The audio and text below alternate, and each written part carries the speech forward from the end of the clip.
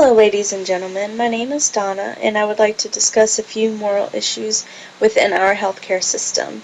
Because of the time constraints, I have narrowed this presentation down to just 3 of the moral principles that this company feels are very important. The 3 topics I would like to discuss are the principlist ethics, informed consent, and social justice. The first topic, principlist ethics.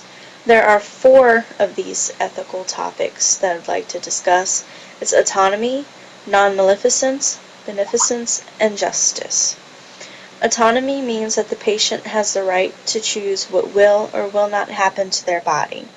They have the right to decline any testing or procedure. Of course, if they do ever decline anything that needs to be done, the providers have an obligation to make sure the patient understands the purposes of the procedures.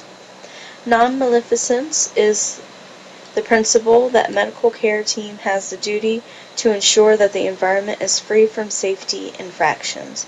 The providers have an ethical duty to do everything in their power to not cause harm to any of the patients. Beneficence allows the healthcare team to decide if the plan of care the patient wants does not go against the morals of the organization or of the Hippocratic Oath. Providers do not have to participate in any action that they feel is unethical or that will harm the patient. Justice is the principle that everyone should be treated fairly no matter their race, religion, gender, or nationality.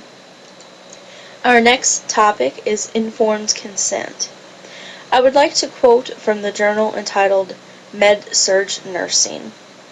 It is very important to remember that the physician has the duty to explain the procedure, possible risks, and alternative therapies in words that the patient can understand.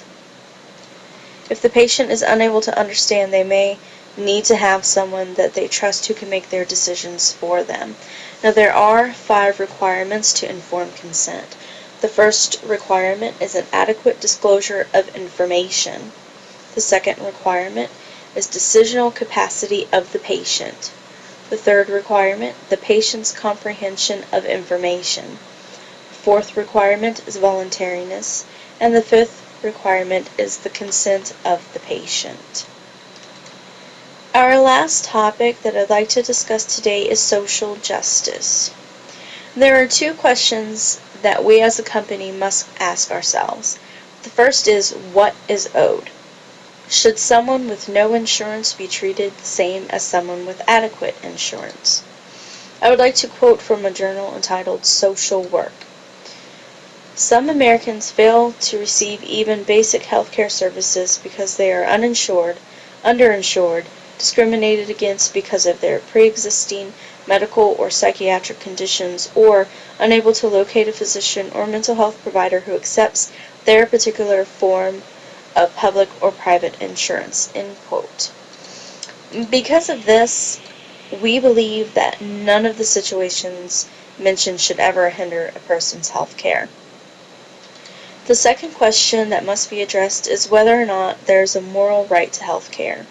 At this company, we believe that as medical providers, we certainly have a moral obligation to help those in need within our capacity to do so. There are many government and private assistance programs that the patient can be referred to in the event that they cannot afford health care. When you're working in the healthcare field, it is important to remember that patients have the right to expect certain behaviors from their medical team. The patient should know that their safety is first priority. The patient should know that they will receive adequate care. The provider should make sure the patient understands what is happening at all times. The medical team has a duty to ensure a safe environment, and patients should not feel discriminated against at any time. These are the main points of ethical morals that we as an organization feel are of the utmost importance. Thank you for your time, and please feel free to ask any questions. Here's a list of references from this presentation.